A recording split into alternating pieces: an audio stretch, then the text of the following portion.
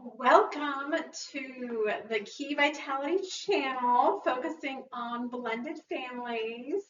Today, I have my wonderful stepson, Armistead, here, and we're going to talk about this month's theme, which is the art of relationships. So, All right. yeah. Thanks for having me, Kiki. Super excited. So we'll just get kind of started, warming up, little general questions. First question, when you think about relationships, what matters most to you right now?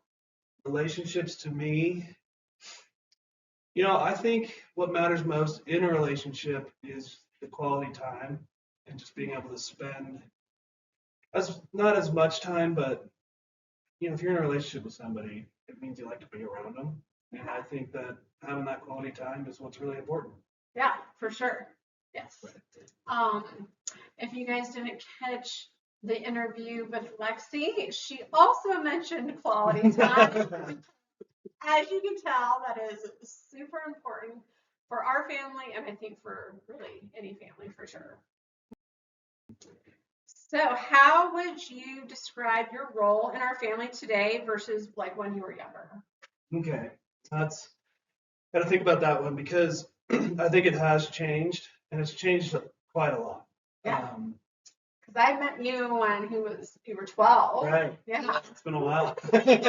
So, when I was younger, it was different because I didn't realize what it meant for my role in the family. Yeah. And so, I don't know, just being an older brother was more what I just kind of thought about, I guess. Right. But as I've gotten older, we've introduced new people, Lexi and everything. Super cool. Right? Yeah, no, it's been a son, a boyfriend, an older brother, an older brother, just because, when Lexi, when Willis was Lexi's age and I was, 16, it was different. But now being with Lexi and like taking care of her on like this weekend and kind of watching her more in that aspect, it feels a little more real. Yeah. And a little more like I have a little more responsibility. Yeah. So, and in a lot of ways, it's a lot of fun. Just being able to take on more of that kind of that role, the responsibility, or whatever it might be, but also just kind of having more fun as we're getting older too. Yeah. Yeah. So whether that be now that Willis can drink, going out and drinking with Willis, or being able to have real quality conversations with Lexi, it's a lot of fun. Yeah, for sure. I remember when you were washing her bottles when she was little. Yeah. And you've always had this nurturing quality about you. So that made sense when you were younger, like just doing the everyday stuff. Yeah. But I think now, as you said, it's matured into something even bigger and greater responsibilities, which is amazing.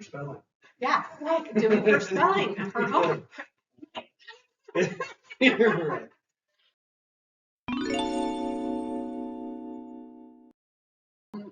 Talking a little bit more about blended family experiences.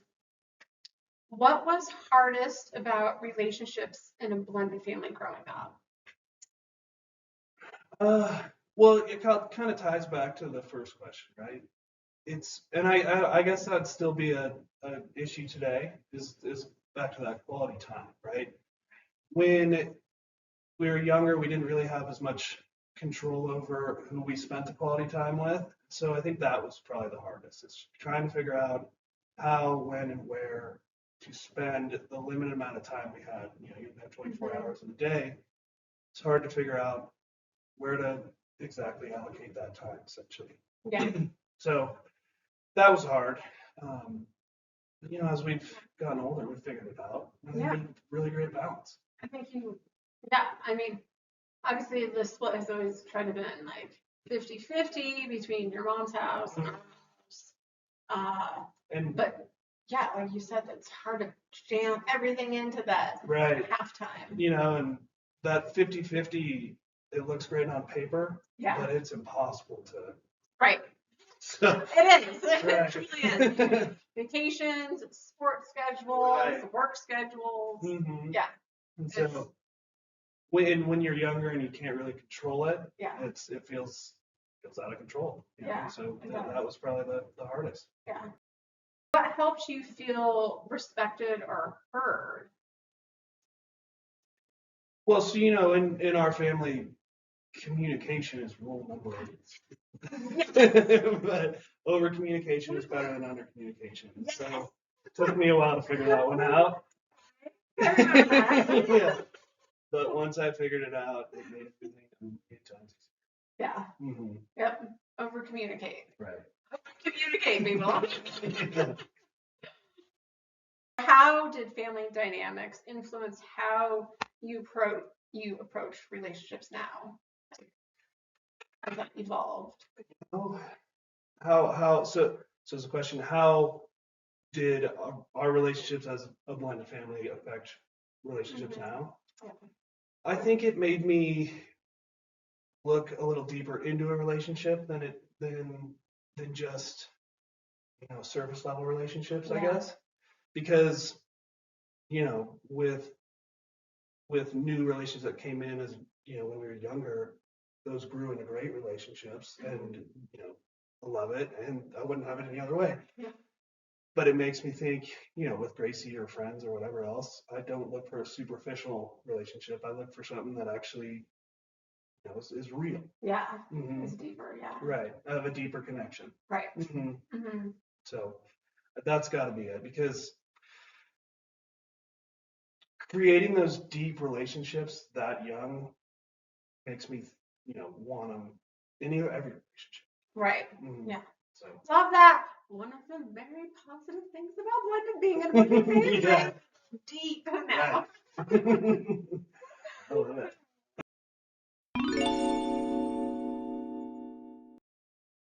What have you learned about communication through family relationships? Yeah. That's number 2. What's number 1? We do not lie. We do not lie. Yeah. Number 2 is over. And that's it right there. Yeah. I learned it.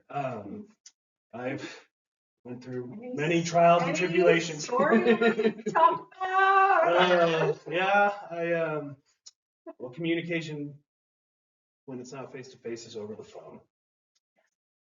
That's where I have the most trouble.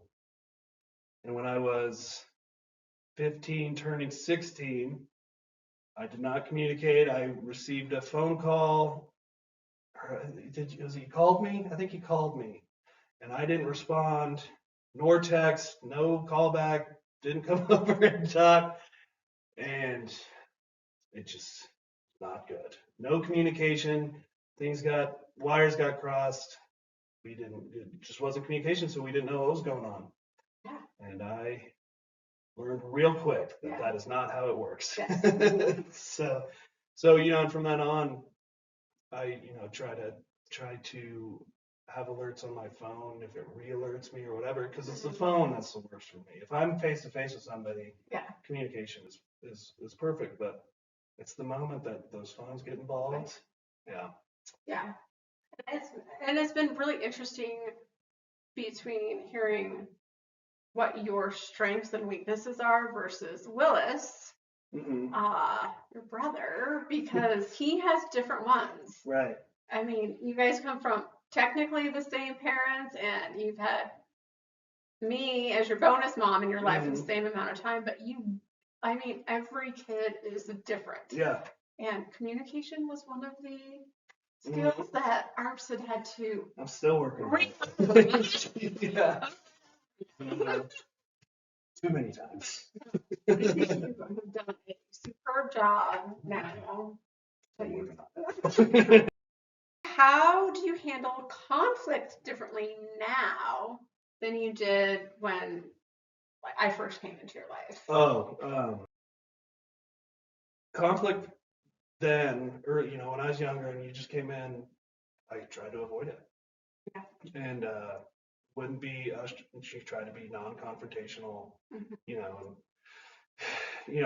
I feel like I'm a people pleaser, and if I bring up a confrontation, then you're not pleasing anybody. Yeah. And so I think from what I've learned with, you and everybody else in the family, the only way to do this is communicate and talk about it. Yeah. And if you don't, it's just going to fester and get worse. Yeah. So I think that's what's changed the most. And, again, it's still working. Yeah. Even with Gracie too, we just started living together. And I think that was a big thing for us, is because we were apart for so long, long distance. We had to communicate over the phone. And so sometimes, if we had a conflict, it would be a day or so before we could actually talk about it, because you can only talk on the phone all the time. Right. And so when we moved in together, took a play out of the Browning family playbook and said, okay, we're gonna have to figure out how to communicate. And from what I've learned with you and Tyler and everybody else, that just getting it over with and having that conversation, as terrible as it might be, yes, way better than the alternative. Yeah. Mm-hmm.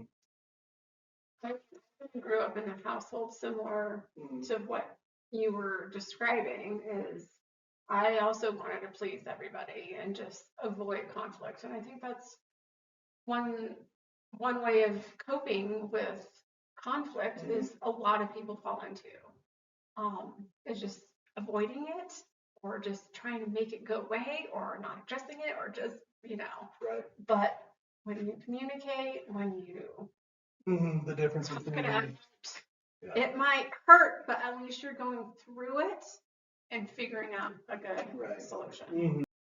And I guess I've learned that the people in our lives, they're not here to hurt you. So the quicker you talk about it, the more you realize they're on your side. As much as you might be butting heads, we're all trying to get to the same destination of figuring it out.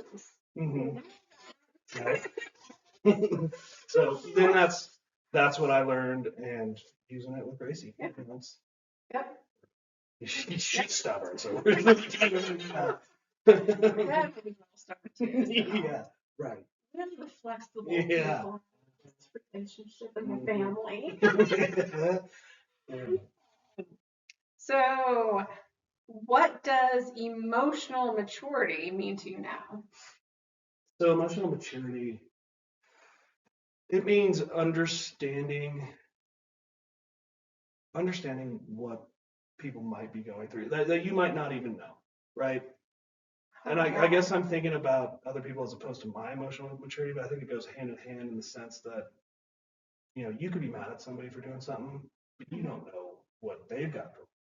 Right. Or, if I have whatever emotions that I'm feeling, trying to understand what those are, where they're coming from, and if they needed to be directed to a different place, a correct place, I guess. And I guess that's what emotional maturity is to me, is not letting those emotions get the better of you and trying to see everything from two sides, I guess. Yeah, I agree with that. Your answer kind of made me think of a moment. I was driving, and when I was younger, I may have had a little road rage. Yeah. And it didn't result, I ended up exiting. There was some spitting and some hand gestures coming out of the other car next to me. And then as I matured, that emotional maturity, I kind of realized I'm like, the next time I got into a road rage situation, I was like, what does that person, that car have going on in their life right now? What if they're on their way to the hospital? What if they just lost somebody? What if they had a fight with their spouse that morning and they're just not thinking about the road? They're thinking about all these other things. And what do they have going on that that I'm not aware of? Right. And I think that's key. Yeah, and hand in hand with that, right? I think it's when it's with somebody you don't necessarily know, like in the immediate family or something like road rage. Maybe they don't have the emotional maturity that you need to have. Yes. Right. Yeah. So you're saying that. And that's how it's funny you say that, because that's how I always kind of thought about it. And the example I always gave to myself was the road rage, right? So if I'm ever driving in the car down the highway or whatever, and somebody speeds on or cuts me off, I always think, okay, well, what if they're going to the hospital? That's, nothing you can get mad at. Yeah. Right? So. Like a toddler screaming. They're not emotionally mature. Yeah. Emotionally mature. Right. All situations in life. Mm-hmm. So I think that's what emotional maturity is, knowing when you need that emotional maturity. Yeah. What makes a relationship feel healthy to you? Healthy. So that has actually changed for me over the past couple of years. Just because I guess what I would say now, the answer to that now is that quality time. Mm-hmm. And I guess the reason I say that is because living with Gracie, we get a lot of quality time. But also, I have loved being home and being 5 minutes down the street because then we can come over and play trains. and right. So that's what's a thriving relationship to me is, putting in that FaceTime, having the quality time. But before, when I lived in Chicago, I didn't get that. So I had to figure out other ways, and that was hard for me to figure out what a thriving relationship is. And then it rolls back into that communication, right? Calling once a week, FaceTiming Gracie, FaceTiming Lexi, talking to Willis when he wasn't super busy. but so yeah, I guess communication and above all, quality time. How do you balance independence with staying connected to family? Oh, see, that's tough, right? Because that contradicts. Yeah. Right. Yeah. So I don't know. It's being able to, as much as I want the quality time, being able to say not to. Yeah. Kind of thing. As hard as that is, because again, I am a people pleaser. You asked me to come over. Yeah. But the fear of missing out. That too. Just like one of his uncles does as well. I won't deny that. but no, just and also and it kind of comes into that, just knowing that I'm okay to miss out on trains for a night. Yeah. Going up, whatever it is we're doing. But trying to make sure that I'm doing what I need, what I want to do, and everything in between. Yeah. What boundaries have been important for you? Boundaries. Yeah. Boundaries is big in blended families. Probably now that you're living with Gracie as well. Yeah. Beforehand, I never really thought about boundaries just because we are so close. Mm-hmm. And it just really never came up. Yeah. That's a thought to me. Yeah. But I guess it goes back to trying to split that time, right? Saying, okay, here, we have these boundaries in the sense of, okay, we have to do this with my mom, and then we will make sure to be here, try to hit that 50-50. And so just trying to kind of, making sure that everybody feels like they are getting what they need. Right. And so if that is saying no to doing one thing over the other, I guess that's where I would say the boundaries are. Yeah. But otherwise, that's really the only place I can see it, because, and that's what I think Gracie's starting to figure out, is there really aren't boundaries that we have unless we need them. Right. We're all just so close. Yeah. And it doesn't really feel like there is a need for them. Right. Mm-hmm. I mean, we're pretty close. We're pretty flexible. Mm-hmm. But I mean, you heard it from both of us. It really is important to say no. Mm-hmm. If you need to say no, it's okay. Don't have that guilt associated with it. Right. Because and I struggled with that for a long time. It's boundaries. Mm-hmm. It's what you need for yourself or for your partner. And that's something I've learned with your dad as well. Yeah. Is he says no way more than me, and probably more than you. Yeah. He says a lot, and he has a good grasp on that, and just learning from him as well. Yeah, and see, I don't think I have a good grasp on it, right? Yeah. And so, Right. So yes, right. I could be in a million different places at one time. Yeah. Yeah, right. But so, and actually, it's interesting to hear the question, because Gracie and I are trying to figure that out too. Yeah. And whether that be I just got off the phone with my friend and he's going to come over for dinner. And he goes like, no. And so, right. And then, right.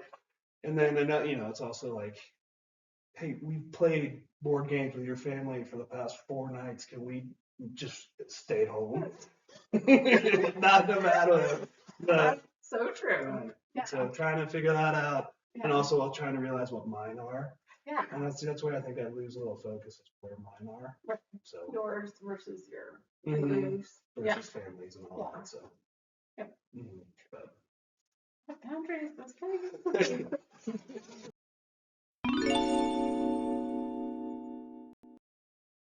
What do parents or step parents often misunderstand from your perspective? So I feel like we've done better at this recently now that we've gotten older, but I think what's a lot of the time misunderstood is that as kids, the children, that we're trying just as hard to make it that 50-50 time, Mhm.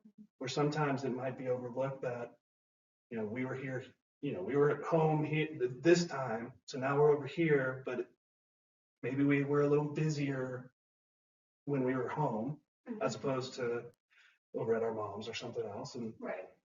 or we're also trying to go out and be with our friend or whatever it might be.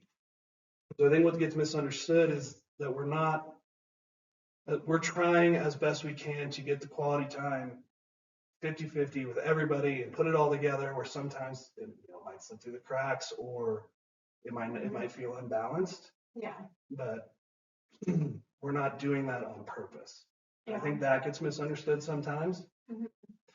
And I think we're good enough as a family about talking about it that we can either right the ship or talk about why we're doing it. We're doing Yeah, it. that's true. Right. Because I think sometimes we forget about the extracurriculars, the friends, and we kind of do black and white, and that's not always Right. the case. It doesn't always work. And when you're positioned to think it's black and white and then it just is all gray, it gets a little messy and it gets misunderstood, I think, on both sides. Yeah, Mm-hmm. it is. Right. Well, thank you, wise one. Yeah. That's a good perspective. I like that. Yeah. What helped relationships improve over time? Time. Seriously. As with any relationship, it wasn't like it was awkward, but it's like figure out where you stand, who you're with, what you're doing, and it just kind of clicks, and it's like, this is like it's always been. Yeah. And so the time factor, also just comfortable. So I think my sister gave me some advice early on that she said, I think she even said, know that you're not the mama bear. And I was like, oh, okay, well, I'm such a lover and I want to love these kids right away. And she's like, know that you need time. They need more time. Their mom needs time. Everybody needs time, and it will just naturally happen. And I heard statistics that some blended families take up to 5 years to figure it out, to become close and cohesive. Really? More. Yeah. Again, know that it could be 5 months or it could be 5 years. No family is the same. And just, that's why I like talking about us, because we made it. We figured it out. Even though it did take time, it wasn't immediate. Yeah. I think we were, as young as we were, it just maybe it took 5 months, maybe it took a month, whatever it was. It just, I think about it now, and it's just like, what you can't even think about a time before. Right? So,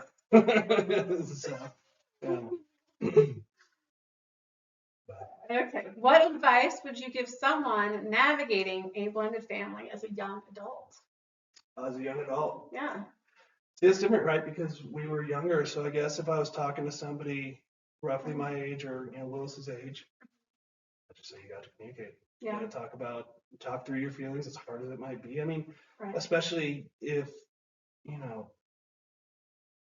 our family's so communicative. Yeah. That if it's coming from somebody who is in a family that's not, you're gonna have to push those boundaries to make sure it's okay, right? Because like we were talking about confrontation, that's just gonna snowball. Yeah. And It so, will. right. And so the communication is key. Yes. Yeah. Right. So. And what about like when you were younger, from your younger self? What From advice? my younger self? Yeah. Any advice? Any advice? Or is it the same? I think it'd be the same, but I wouldn't have thought about it that way when I was younger, right? I don't think I would have, because I was doing communication. but I don't know. I just think kind of just rolling with it and not letting it be a negative thing. Right. Right. And so take a positive outlook to it. Right. And so don't think of it as a bad thing by any means. And if you do think that way, communicate it. But as a younger person, roll with it. Okay. Mm-hmm. Roll with it. Yeah. Right. I mean, that makes sense from a 12-year-old boy's perspective. Right. Yeah. Just tell all those 12-year-old boys just to roll with it.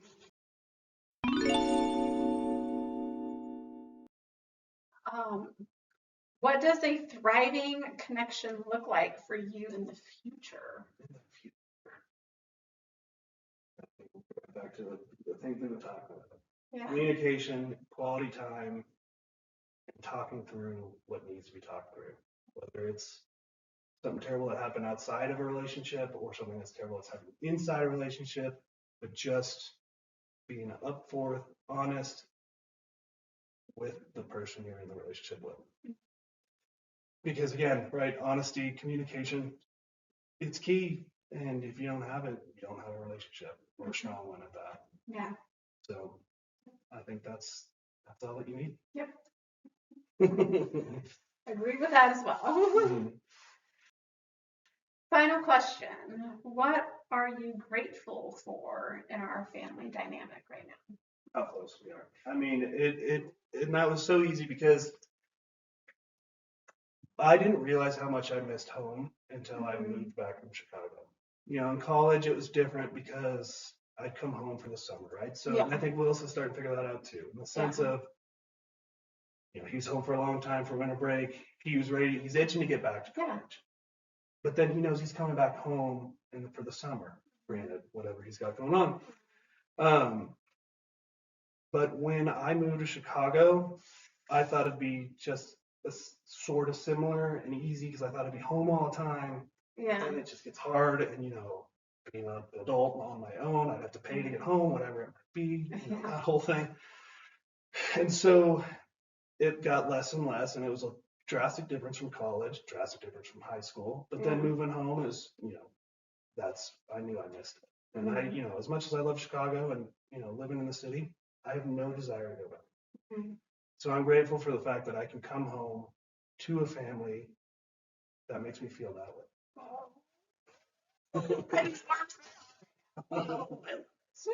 Yeah. Anything else you would like to tell people watching this? Communication. Yes. Yeah. Mm-hmm. Yeah. So blended families can work and we can thrive in any type of relationship. Oh yeah. Whether it's parents, siblings, externally. Everything under the sun. Yep, everything under the sun. Well, thanks so much, Armistead. Of course, Frankie. Thank you for having me. All right, till we see you again next time. Thanks so much for joining this conversation with Armistead and this month's topic, the art of thriving relationships. Subscribe so you can learn more and hear all these other great conversations on how to create more harmony in your home, one space and one moment at a time.